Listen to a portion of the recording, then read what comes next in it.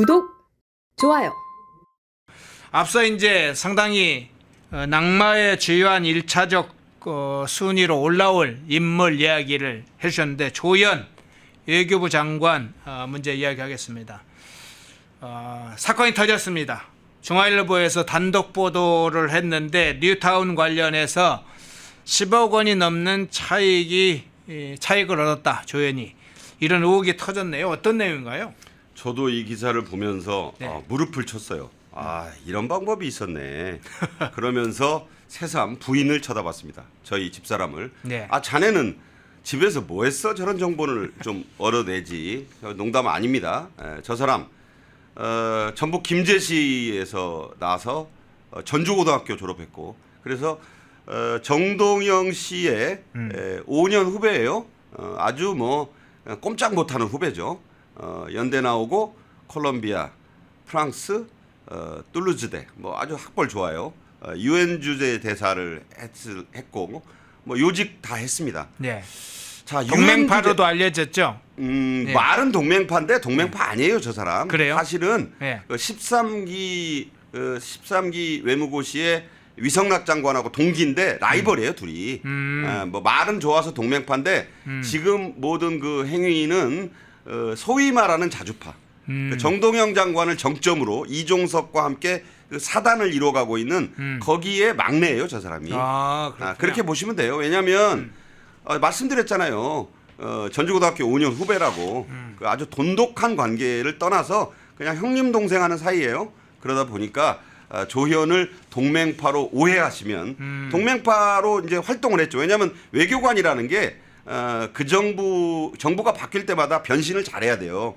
카멜레온이요, 저 사람은. 근데 이제 원래 본색은 자주파였다. 그 뿌리가. 저는 그렇게 말씀드립니다. 왜냐하면 노무현 정부 때 이 지금 말씀하신 부동산 투기 의혹이 불거진 것이 정보는 노무현 정부 청와대 비서관 때 알아가지고 2006년에 네. 이 8기는 문재인 정부 때 주 유엔 대사 하던 시절에 팔았어요. 2018년에.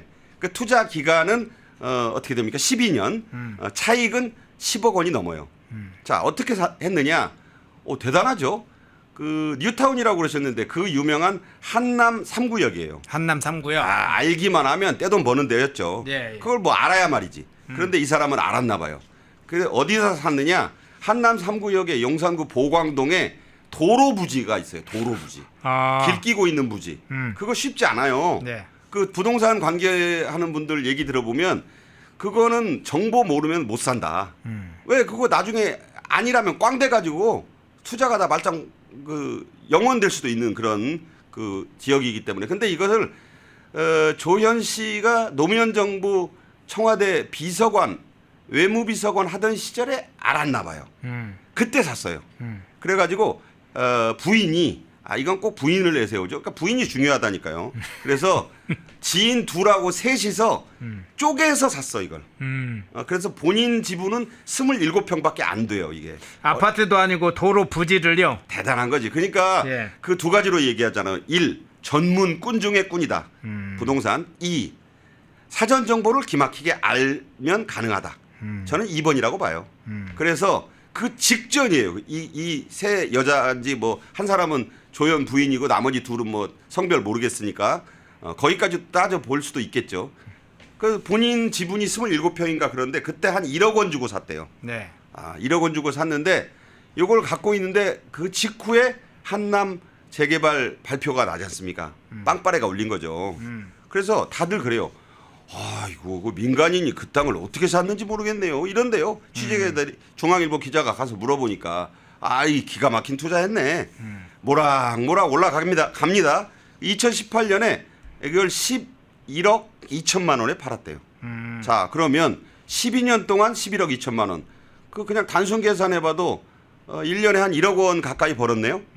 현금화 했으니까. 그 정도면은 조현 씨 연봉입니다. 연봉 넘죠.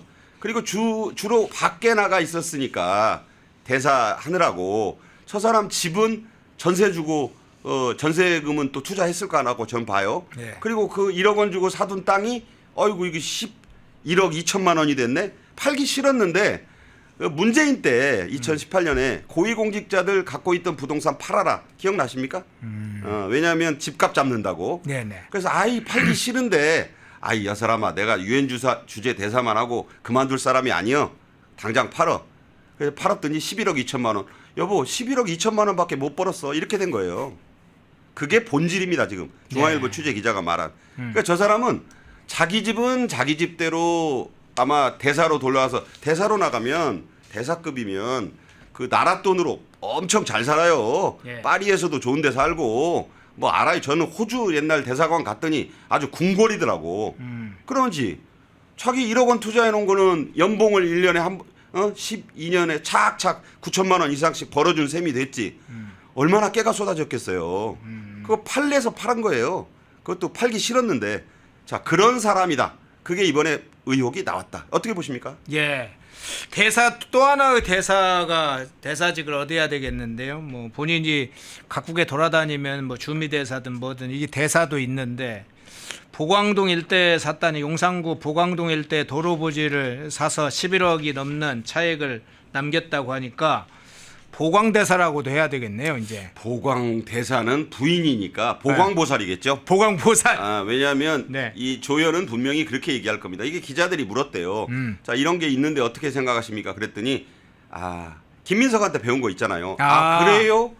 내가 한 게 아니다. 아니, 그래요? 네. 알아보고 답변 드리겠습니다. 알아서 답변한다. 이게 뭐냐? 나중에 이제 아이고 나는 몰랐어요. 우리 집사람이 하도 그냥 그 박복의 공무원 마누라 하느라고 힘들어가지고 이것저것 친구들이랑 투자를 좀 한 모양인데 보시는 대로 문재인 정부 때 그 정리하라고 해서 국가의 시책에 충실해서 제가 팔았습니다. 됐죠? 땡.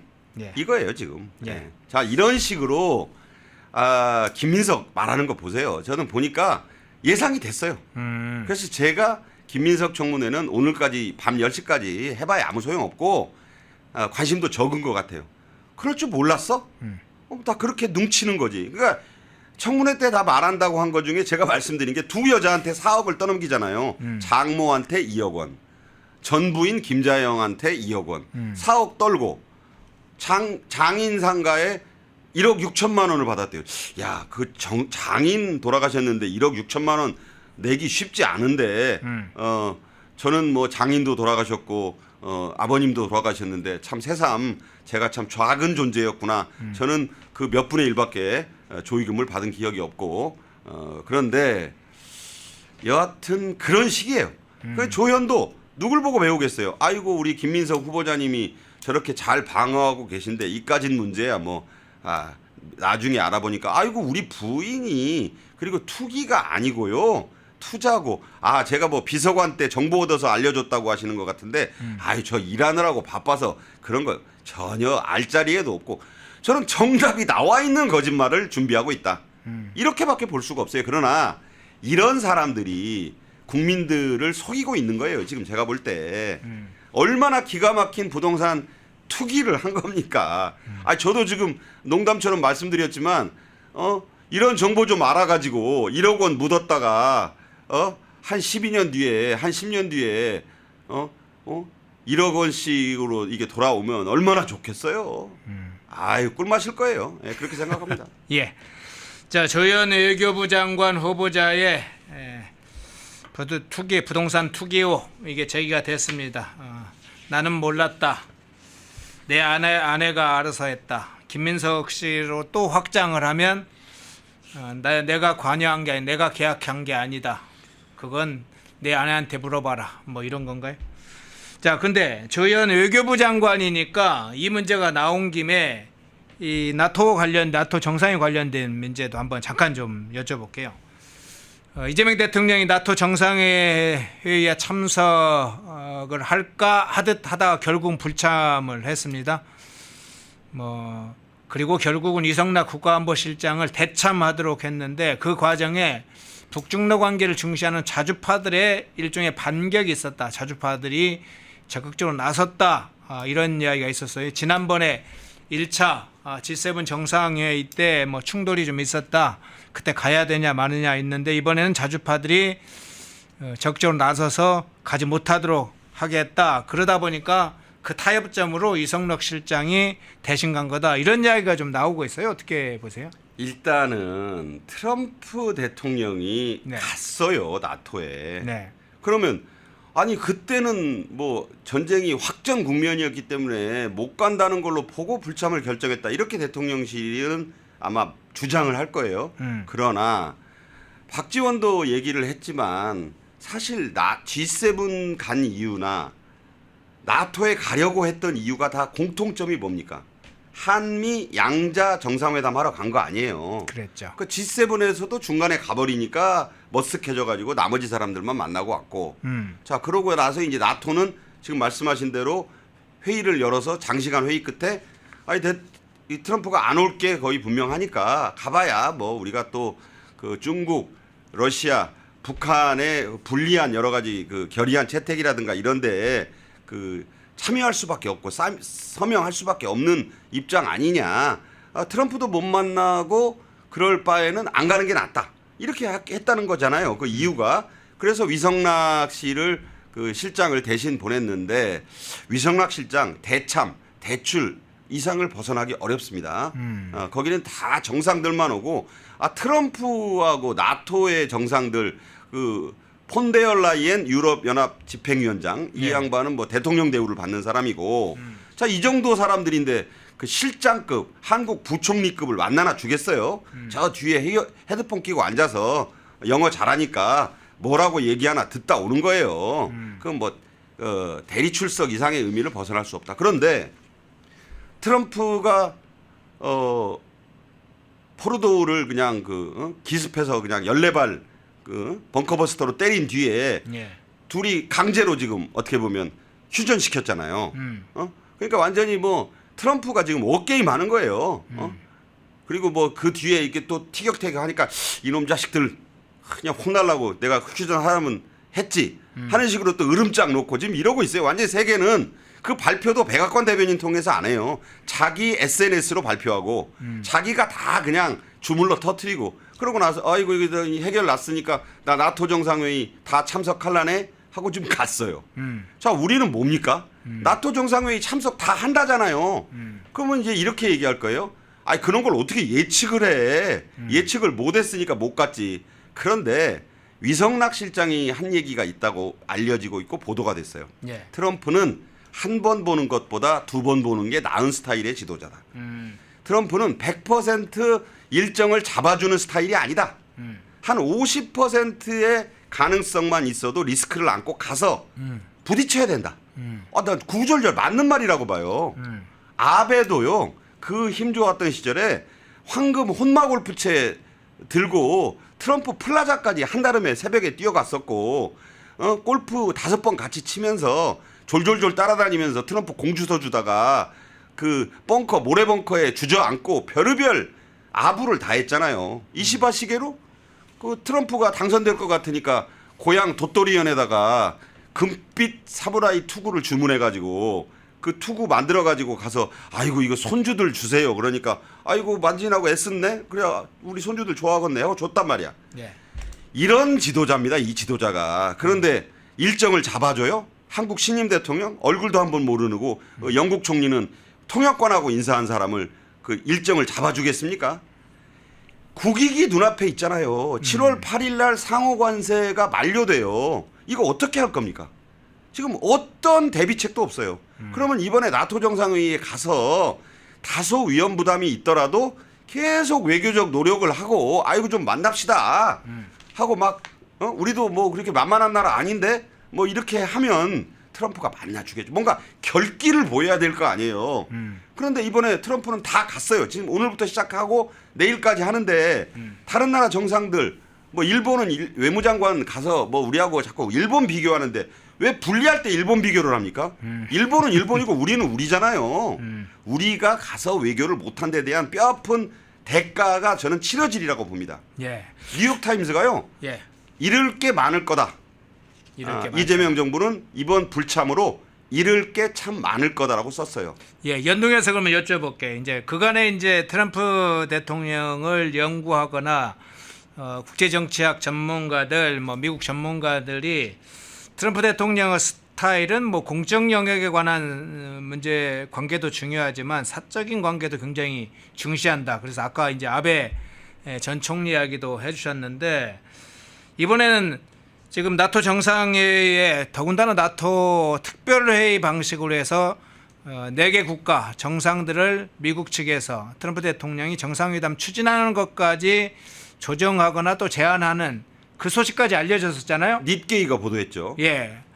그런데 이재명 이 대통령이 먼저 불참을 사실은 입장을 밝힌 상황이 돼버렸는데 자 그렇게 앞서 얘기했던 트럼프 대통령의 스타일 이런 걸 고려한다면 이번 이재명의 불참 선언이 트럼프 대통령에게 남을 잔상 어떤 이미지 또 어떤 평가 뭐 이 부분 어떻게 보세요? 한마디로 굉장히 부정적이죠. 예. 왜냐하면 자기가 이재명 대통령과 한 번 얼굴도 본 적이 없고 누군지도 모르고 또 저 마가라는 그 일본의 매파들은 원래 나토 정상회의 참석도 싫어하는 사람들 왜 남의 나라 전쟁에 끼어드느냐 이게 지금 미국 보수파들의 입장이긴 합니다. 네. 그러나 트럼프가 워낙 지금 잘 나가니까 트럼프가 이제 간 거예요.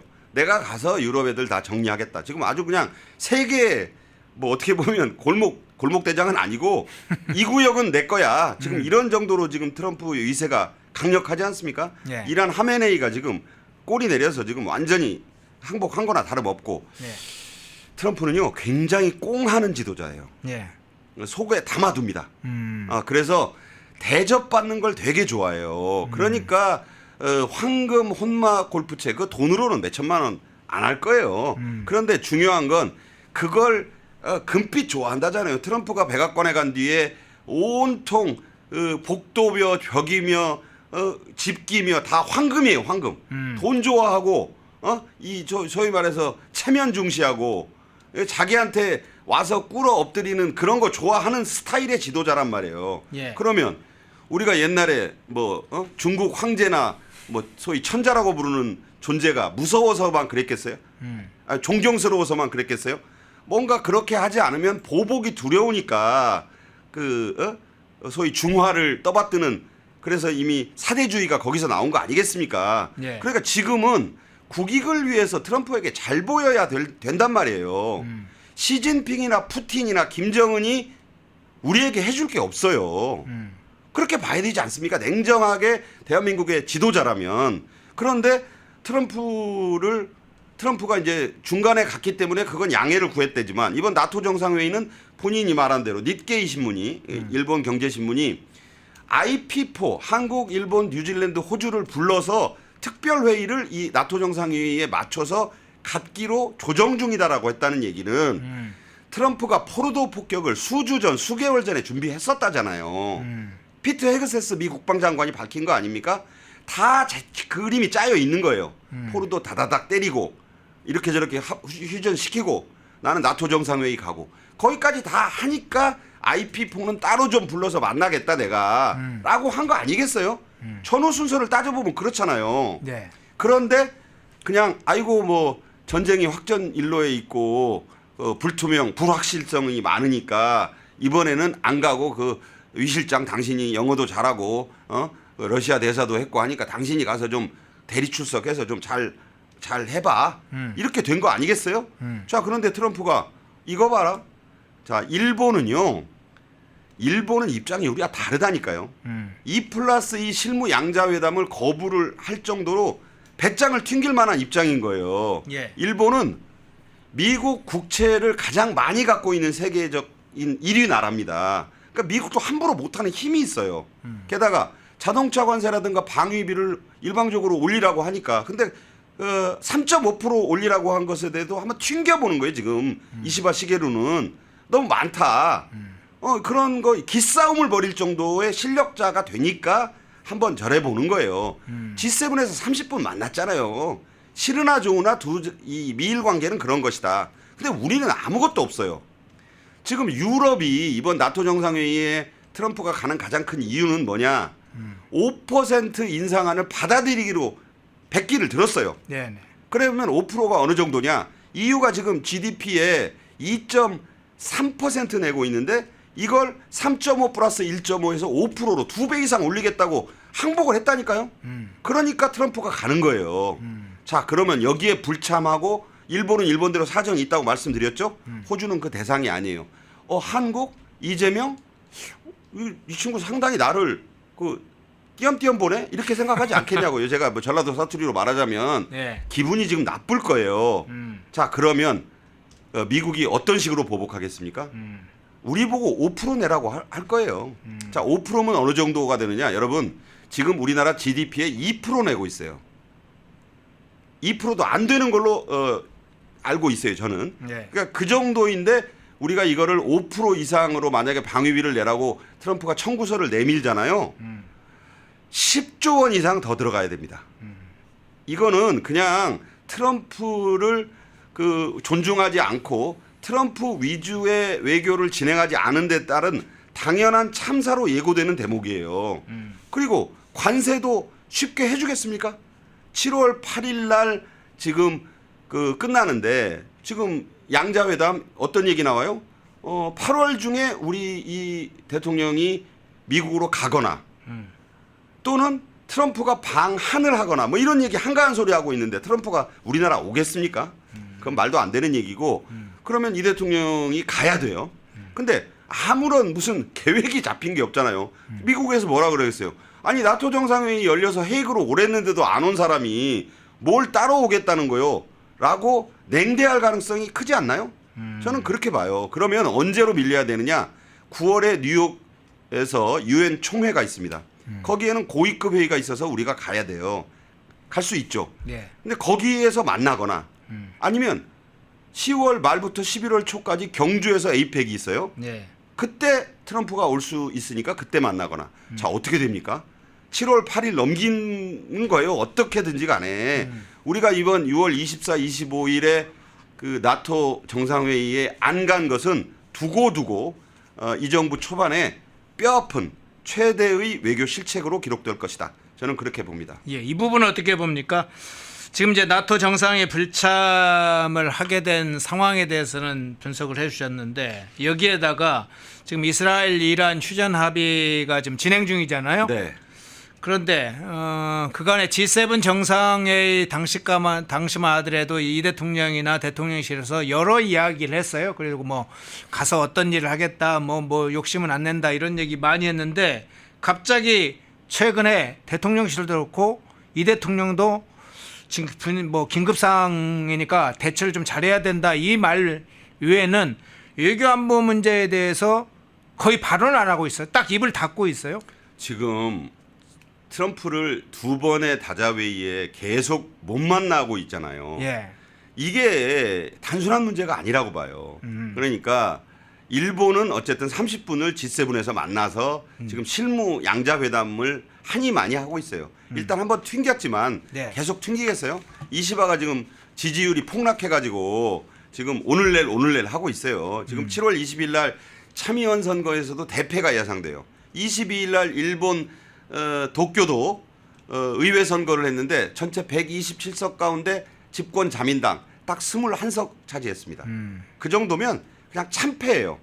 저는 이시바 정권이 여름 못 넘길 가능성도 있다고 봅니다.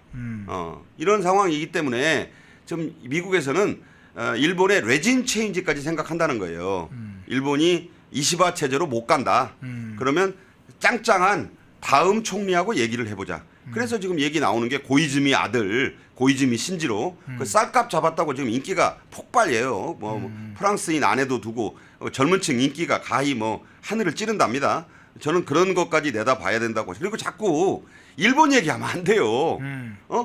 민주당 정부 그렇게 일본 싫어하더니 자꾸 일본 보고 얘기하고 일본하고 비교하고 왜 그럽니까? 네. 그거 자신감이 없을 뿐더러 지금 큰일입니다. 이거는요. 지금 국내에서 돈 뿌리고 뭐 주가 뭐 3천 올라선 돌파했다고 뭐 좋아하고 이런 그 우물한 개구리여서는 큰일 납니다. 지금 이게 만약에 관세하고 방위비 이 문제 잘못 틀어지면요. 이건 어마어마한 재앙적 상황이 누구나 예상이 되는데 이 문제에는 입을 꾹 닫고 있어요. 큰일입니다. 네. 자, 조현 외교부 장관 이야기가 나와서 지금 트럼프 대통령과 또 이재명 대통령 두 사람의 정상회담, 나토를 매개로 정상회담이 될까 했더니 그게 틀어졌어요. 그것이 미칠 후과, 재앙 수준의 상황도 올 수 있다. 한미 정상회담도 뒤로 확 밀리겠네요. 뭐 여러 가지 상황 살펴봤습니다. 다시 원래 하던 주제로 돌아가 보겠습니다. 전재수 얘기를 좀 한번 해볼게요. 갑자기 전재수 해양수산부 장관 후보자 이미지 혹시 있습니까? 예, 해양수산부 장관 전재수. 뭐 예상은 어느 정도 한 분들이 꽤 많았고 언론에도 계속 회자된 인물이긴 한데 전재수가 해수부 장관으로 떠올랐다. 뭐 부산에서는 의원도 다선이니까 중요한 인물이긴 하죠. 그런데 해수부 이전 문제가 지금 나오기 시작했고 HAM 이전도 지금 대선 공약으로 지금 나와. HMM인가요? HMM. 예. MM 이전 문제 나왔는데 이 전재수란 인물 그리고 전재수 장관의 지금 장관 지명 문제 어떻게 평가를 해야 될까요? 해양수산부 장관 후보자로 내세웠고 아마 뭐 당연히 시킬 겁니다. 예. 해수부 이전과 지금 민간 기업인 HMM의 이전. 네. 이게 뭘 겨냥할까요? 내년 6월 부산시장 선거입니다. 지방선거. 전재수는 예. 해양수산부 장관에서 해수부 이전을 완성한 뒤에 네. 충분하죠. 한 1년. 내년 6월이에요. 네. 부산시장 후보로 차출할 겁니다. 그렇게 보고 저 사람을 봐야 돼요. 전재수는 어쨌든 나이도 뭐 54세 한창이고 또 비교적 민주당 내에서는 계파색이 좀 옅어서 그래서 두루 좀 이 친화력도 있고 전재수가 부산 유일의 민주당 현역 의원입니다. 지역구 의원. 네. 그러니까 부산이 총선 때 빨간색으로 다 물들었는데 한 곳에만 파란 깃발이 꽂혀 있어요. 그게 전재수예요. 그러니까 전재수가 20, 21, 22대 때 그 한 지역구에서 계속 된 거예요. 그러니까 부산에 그야말로 교두보 같은 역할을 한 거예요. 그러니까 그건 실력이죠. 그러니까 부산의 그 지역구 주민들이 그런데요. 솔직히 이재명도 싫고 또 민주당도 싫지만 전재수는 안 찍을 수 없다. 지역구 관리를 잘했다는 거예요. 뭐 전부 형님 누나 동생이고 엄마 아빠고 할아버지 할머니래요. 본인이 그렇게 친화력이 좋아서 그러니까 이 얘기는 무슨 얘기냐. 이재명 정권이 내년 지방선거도 싹쓸이를 좀 하려고 하는데 싹쓸이라는 게 좀 지나치다면 그 부울경을 무너뜨리려고 하고 있어요. 그래서 부울경의 핵심은 역시 울산시장도 있고 뭐 경남지사도 있지만 역시 부산시장 아니겠습니까? 예. 그래서 거기에 전재수를 투입하겠다. 그러면 전재수에게 힘을 실어줘야 되잖아요. 그러니까 해수부 이전. 요거 아주 또 부산에 써먹기 좋잖아요. 그렇죠. 내가 정부부처 하나를 부산으로 갖고 왔습니다. 그렇게 얘기할 것이고 HMM 그 민간 회사인데 지금 이 정부가 하는 걸로 보면 이리저리 압박을 해서 결국은 전재수가 그걸 또 자기 작품으로 만들 거예요. 그래서 그 두 개를 이전시키고 표를 달라 하면 까이거 이번에도 뭐 40%대 득표율 부산에서 올렸는데 안 되겠어? 그래서 부산을 뺏어오겠다는 뜻이에요. 그러면 국민의힘은 내년 지방선거 아주 괴멸적 타격을 보게 됩니다. 그러면서 지금 차출론이 나오고 있는 게 또 대구까지 넘보고 있다잖아요. 대구에는 김부겸 전 국무총리를 내려보낸답니다. 자, 총리급이 내려온다? 그것도 대통령이 상당히 힘을 실어주겠다는 진용이 벌써 속속 나오고 있어요. 벌써 이 정부는 내년 지방선거를 특히 빨간색으로 물들였던 그곳을 다 지금 파란색으로 바꾸려 하고 있다는 거예요. 강원도는 누굴 생각하는 줄 아십니까? 우상호라는 얘기도 있고요. 우상호가 강원도 철원 출신이에요. 네네. 그러니까 그냥 인사를 하고 있는 게 아니에요 지금. 오선 의원 출신의 원래 장관급 부총리급이 맞는 총리도 할 수 있는 사람을 차관급인 대통령 정무수석을 시켰다? 이게 뭐겠어요? 경력으로 충분히 여야 관계 잘 풀어내고 힘 좀 실어주고 TV 노출 많이 시켰다가 이 사람 강원도지사로 어때요? 우리가 남인가? 뭐 이런 식의 전략.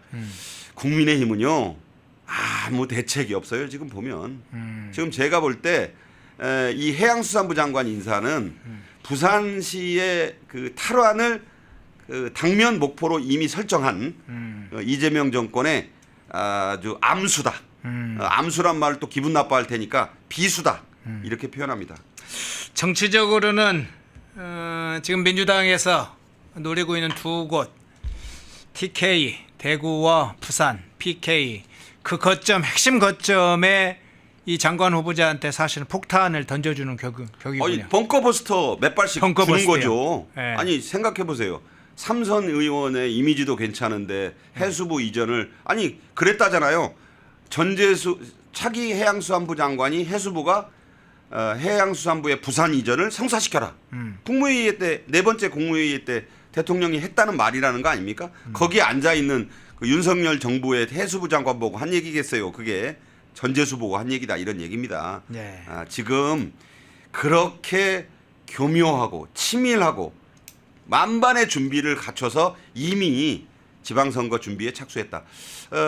어떤 분은 조국이 부산 출신이니까 조국을 해양수산부 장관 시킨다는 말이 있다고 하는데 조국 절대 안 시킬 겁니다. 왜냐하면 라이벌을 키우는 게 아니에요. 이 절대 권력을 쥔 이 사람은 2인자가 되고 자기를 위협해서 차기 대선이나 뭐 이런데 뭔가 고개를 들이밀려는 사람 절대 키워주지 않습니다. 네. 네. 자 지금 이재명 정부 지난번에 뭐 국무회의를 통해서 이 해수부 이전을 연말까지 마무리 지어라 이렇게 지금 현직 해수부 장관한테 지시를 했다고 하는 것도 알려져 있습니다. 그러니까 해수부에서 부지 선정을 포함해서 당장 옮기기 어렵다고 하니까 사무실이라도 옮겨라. 자, 왜 그렇겠습니까? 지금 박상규 평론가님이 내년 지방선거에 이미 딱 염두에 두고 포석을 다 하고 있다. 뭐 그렇게 이제 다 읽혀지네요. 자, 한두 분 짧게 좀 다뤄보겠습니다. 지금 민노총 위원장 출신 김영훈도 문제고 안규백도 문제고 정동영도 문제인데 누구를 먼저 좀 다뤄볼까요? 김영훈 해야죠. 김영훈 한번 먼저 해보겠습니다. 네. 자, 민노총 위원장 출신 김영훈 고용노동부 장관 후보자로 지명이 됐는데 뭐 강성노조 이끌었던 그 장관 후보자니까 일부 노조운동 하시는 분들은 이 김영훈 잘 알고 있습니다. 자, 김영훈 문제 어떻게 평가를 하세요? 일단은 그 우리나라 양대 노총이 있죠. 예. 한 노총이 훨씬 큽니다. 민노총은 규모는 작은데 강성 중에 강성 아니겠습니까? 민주노총의 위원장 출신이고 또 그 이전에 철도노조 위원장을 했고 아주 핵심으로 활동을 했어요. 그리고 현직도 코레일 기관사예요. 네. 그래서 뭐 그 소식을 마지막 열차를 뭐 몰고 가다가 들었다나 뭐 그런 미담까지 다 뭐 짜고 하는 거겠지만 그렇게 발표가 됐습니다. 저 사람을 임명하는 데 대해서는요 심각한 문제가 있다고 저는 봐요. 뭐냐면 물론 노조 출신 대통령이 외국에는 있었죠. 레흐 바웬사 자유노조 지도자 뭐 대통령도 됐는데 고노부 장관 정도 노동부 장관 못 시키겠습니까? 알고 보면 김문수 전 노동부 장관도 노조 위원장 출신이니까 그걸 문제 삼을 건 아닌데 모든 노조 관련 입법의 이 추진을 지금 공약하고 있어요. 예. 특히 노란봉투법. 자, 이걸 이 사람이 한다면 왜 한다고 보느냐? 2006년에 철도노조 위원장일 때 밀어붙였어요.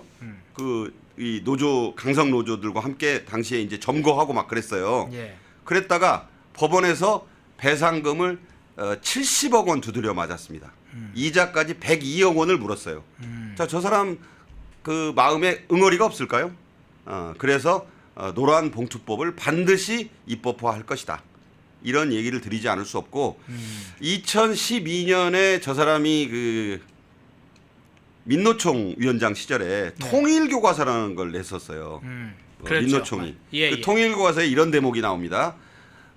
북한은 그 누구의 아들 손자라서가 아니라 가장 뛰어난 사람을 지도자로 삼은 것이다. 그게 김정은을 말하는 거예요. 그 교과서를 통과시켰던 사람이에요. 그런 이력을 가진 사람이라 제게는 지금 망했구나. 지금 그런 입장이라는 거예요. 지금 이재명 정부가 내세우고 있는 주 4.5일제. 들어보면 참 좋죠. 일 안 하니까. 그런데 우리나라가 지금 주 4.5일제 할 형편이 전혀 안 돼 있다는 게 재계의 지금 얘기입니다. 자, 이런 시점에서 이 노조의 모든 특히 민노총이 지금 입안한 모든 정책들이 다 법이 될 판인데 네. 이게 과연 노조와 재계가 정재계가 아니 경제계가 있어야 기업이 있어야 노조도 있는 거 아니에요? 그런데 노조 천국을 만들 가능성이 있어요. 그리고 민노총은 아시다시피 귀족 노조예요. 이 노조가 무슨 진짜 땀 흘리는 비정규직 노동자 노조에 가입하지 않고 신음하는 많은 분들 입장에서 보면 저 사람들 귀족이에요. 김영훈 귀족이라니까요. 그런 사람이 이제 민노총의 입장만 대변을 하고 나설 테니 정말 한숨밖에 안 나옵니다. 예. 통일 교과서를 만들 정도이다. 이 대기업 귀족 노조들이 어떻게 산업 경쟁력이나 기업 경쟁력을 약화시킬지, 또 노란 봉투법은 어떻게 될지, 노동개혁은 이제 산산이 부서지는 것인가, 그 장면들 살펴봤는데 마지막 한번 안규백하고 정동영 문제를 한번 같이 살펴보죠. 네네. 예, 국방부 장관 후보자로 안규백 의원, 이미 여러 이야기가 나왔던 사람이죠. 최초의 민간인 출신을 아마 국방부 장관 후보자로 지명할 거다, 이런 얘기가 나왔었고, 또 하나 통일부 장관으로 20년 만에 귀환을 했나요? 정동영 의원이 통일부 장관 후보자로 돌아왔는데 어떻게 평가하세요? 짧게 평가합니다. 둘 다 전북이네요. 한 네. 사람 안규백 씨는 전북 고창에서 태어났고 예. 아버지가 그 면장 지내고 그 지역의 뮤지래요. 돈이 예. 많았고 그래서 삼남 사녀의 차남인데 아주 부유한 시절을 보냈다고 합니다. 한마디로 뭐 유지 아들이에요. 그리고 나서는 광주로 가서 중고등학교를 마치는 그야말로 전남북을 아우른 찐 호남맨입니다. 평민당보 기자하다가 이제 정치를 시작을 했는데 처음에는 비례로 배지를 달았고 그 다음에 이제 동대문에서 저렇게 경력을 쌓았어요. 방위 출신입니다. 네. 지금은 없어졌는데 방위가 어때서 이런 분들이 있는데 22개월이었어요. 그때는 전라북도 전주 인근에 가면 3호사단이라고 있어요. 아실 텐데 우리 허영커도 예. 그 3호사단의 소총수로 했다고 합니다. 22개월. 다 좋아요. 방위도 뭐 제대한다고 하지 않고 소집 해제되는 사람이니까 병역을 마친 겁니다. 다만 국방위에 간 인연은 비례대표 때 아무도 국방위 안 갈라 하니까 자기가 자청해서 갔대요. 그런데 하다 보니까 이게 사명감을 느껴서 5번 내리 국방위원을 했다. 자, 그래서 국방 정책이라든가 군 현대화에 대한 뚜렷한 전문성과 소신 있어요. 있다고 봐야죠. 바보도 뭐 20년 넘게 하면 뭐 그 정도 식견은 쌓이지 않겠습니까? 뭐 바보란 말씀은 아니고 그런데 중요한 게 있어요. 우리나라의 국방부 장관은 그런 국방 정책이나 무슨 군 개혁 그것도 무슨 한 수백 명밖에 가담하지 않은 그 비상계엄에 망가진 군을 개혁하는데 책임을 다할 적임자다. 우리 군이 비상계엄에 다 가담했나요? 뭐 그런 식의 그 이유를 내세웠는데 납득하기가 심히 어렵고요. 그 다음에 한미연합사령관이라든가 일단 유사시에 이 군령을 내리고 군정을 집행해야 되는 게 국방장관 아니겠어요? 그러니까 장군 출신이 꼭 필요해서가 아니라 22개월 방위만 한 분이 뭘 알겠는가? 지시만 받아봤을 거 아니에요. 도시락 들고 다니면서 그때 그 김일성이 못 쳐 내려오는 이유가 방위 무서워란 말이 있었잖아요. 네. 아침 저녁 왔다 갔다 도시락 들고 왔다 갔다 하는데 도대체 뭘 하는지 모르겠다라는 우스갯소리가 나오던 시절에 방위병 한 분입니다. 과연 그게 될까? 그래서 이제 이 정부에서는 뭐라 그러느냐? 장성 출신 육사 나온 똘똘한 국방 차관을 붙여주겠다. 아니 그 뭐 또 그런 식으로 합니까? 국방 차관하고 일을 나누겠다는 건가요? 그 점이 좀 걱정이 되고, 자 통일부 장관으로 20년 만에 돌아온 올드보이 정동영 의원. 뭐 간단히 얘기하면 네. 그냥 이재명 대통령의 변호사 시절부터의 정치 스승이에요. 네, 잠시만요. 저 이미지를 정동영 후보자로 바꿔주시겠습니까? 네. 예. 예, 얘기해 주시죠. 정동영 의원은 그래서 지난번 총선에서도 사실은 그 재선을 하고 3선을 노리던 김성주 의원을 예. 거의 그냥 제거하다시피 공천에서 탈락시키고 꽂았어요. 천주는 뭐 정동영 의원 아니라 제가 가도 됩니다. 민주당 공천만 받으면 뭐 그거에 대해서 반발하시는 분이 있을지 모르는데 그 정도로 쉬운데요. 그런데 돌아왔습니다. 이제 문제는요. 통일부 장관 후보자로 인사청문회 준비하러 뭐 20년 만에 해보는 거고 워낙 또 MBC 앵커 뭐 오래 하고 그래서 말에는 따라갈 사람이 없을 거예요. 그러니까 뭐 아마 청문회 자체가 뭐 장애물이 되지는 않을 겁니다. 다만 기자들이 처음 물었을 때 통일부 명칭 변경을 하겠다는 얘기를 했어요. 네. 검토인데 뭐 말이 검토지 그 전부터 해온 얘기로 보면 통일부에서 통일을 빼겠다는 거예요. 그래서 무슨 얘기냐? 평화가 전쟁을 대체할 수 있는데 뭐하러 통일이란 말을 굳이 쓰느냐? 자, 이 얘기는 김정은이 두 국가 체제를 선언했잖아요. 적대적 두 국가로이라고 하죠. 예, 그래서 아예 통일을 염두에서 안 두겠다고 김정은이 선언을 했어요. 네. 그러니까 통일부를 쓰는 것은 통일이란 명칭을 쓰는 것은 김정은의 심기를 건드는 거예요. 우리가 이미 당신을 외국으로 대했는데 왜 당신네를 또 통일이란 말을 쓰냐? 그래서 통일을 빼겠다는 거예요. 그래서 거론되는 그 여러 명칭이 있습니다. 남북 관계부, 뭐 관계하나요? 남북 협력부. 평화교류부, 평화협력교류부, 그런 하여튼 남북 협력 관계 그런 명칭으로 바꾼대요. 아마 바꿀 거예요. 그런 역할을 하러 왔다 이렇게 보여지고 정동영 씨의 가장 중요한 임무는 자주파의 수장이에요. 예. 이종석 국정원장 후보자, 고등학교 5년 후배인 조현 외교부 장관 후보자 꼬리를 곧 떼겠죠. 이 사람들을 데리고 위성락 안보실장을 압박하거나 한편으로 만들어서 이 나라 외교를 북중러 중심으로 또 미국과는 안미경중하는 식으로 해서 일정하게 거리를 두는 방식으로 가는 그 역할을 사실상 리드할 것이다. 그런 역할을 할 것으로 보는데 과연 이 시국에 트럼프란 미국 대통령 앞에서 그게 통할지는 저는 아주 그 가능성을 낮게 봅니다. 예. 마지막 질문 드릴게요. 그러면 통일부의 계층 문제도 아까 이 얘기를 해주시면서 남북 교류 평화 뭐 이런 이야기를 해주셨는데 그리고 이종석이 국정원장으로 이미 임명된 상황에서 이종석이 어떤 팁을 받은 것이냐? 이재명이 이종석을 국정원장으로 보낸 이유가 뭐냐 이야기를 할 때 지난번에 우리 박국 평론가님도 여러 이야기를 하시다가 남북 정상회담 문제도 이야기를 해주셨던 것 같은데 이 정동영의 경우에도 그런 나름대로의 어떤 포석을 갖고 있는지 이게 궁금한데 동시에 이것도 궁금해요. 사실 지금 시기에 김정은이 정상회담 남북 정상회담 필요로 할까? 아니겠죠. 예. 지금 이 벙커버스터가 포르도 등에 그 이란 기지에 떨어지는 걸 보고 그 아버지인 김정일이 걸프전 때 놀라가지고 토마호크에 놀라가지고 사담 후세인 숨는 거 보고 예. 주석궁 밑에다가 300m 벙커를 만들고 대피 특각을 뭐 열몇 군데다 지었다고 지금 알려지고 있지 않습니까? 김정은도 이번에 바짝 오그라들었을 거예요. 벙커버스터는요 보통 무기가 아니에요. 그리고 북한의 방공망이 전혀 탐지할 수 없어요. 이게 스텔스가 떠가지고 오면은 도리가 없습니다. 그래서 지금 김정은의 모든 관심은 트럼프예요.